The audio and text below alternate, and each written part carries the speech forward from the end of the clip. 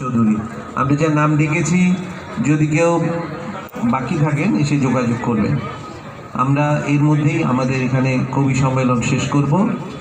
এমনিও আমরা 5টা পেরিয়ে গেছি। হ্যাঁ, ঠিক আছে। নমস্কার, সবাইকে শ্রদ্ধা এবং প্রণাম জানিয়ে শুরু করছি আমার একটি স্বরচিত কবিতার নাম স্বামী বিবেকানন্দ। প্রতি বছর 12ই জানুয়ারি জাতীয় যুব দিবস রূপে মোরা পালন করি। 1863 সালে 12ই জানুয়ারি জন্মগ্রহণ করেন, যার প্রকৃত নাম ছিল নরেন। পিতা বিশ্বনাথ দত্ত, মাতা ভুবনেশ্বরী দেবীর ঘরে শৈশব থেকেই সাহসী ছিলেন বিধাতার বরে। বাল্যকালে যার নাম ছিল বিলে, কলকাতার সাহসী সেই ছেলে। তিনি নারীদেরকে মাতৃরূপে দেখতেন, সাধু সন্ন্যাসী দেখলেই পিছু ছুটতেন।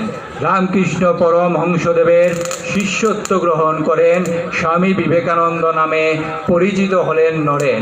1893 সালে হিন্দু ধর্ম মহাসভায় যোগদান করতে গেলেন আমেরিকার শিকাগো শহরে। যুবশক্তিকে ঐক্যবদ্ধ করেছিলেন। বর্তমান ভারত পরিব্রাজক, পাশ্চাত্য প্রভৃতি গ্রন্থ রচনা করে প্রতিষ্ঠা করেছিলেন রামকৃষ্ণ মঠ ও মিশন, বেলুড় মঠ। নরেন 1902 সালের 4 জুলাই দেহ রক্ষা করেন। ধন্যবাদ। বিবেকানন্দ বন্দনা দিয়ে আজকে এই কবি সম্মেলনের এখানে আমরা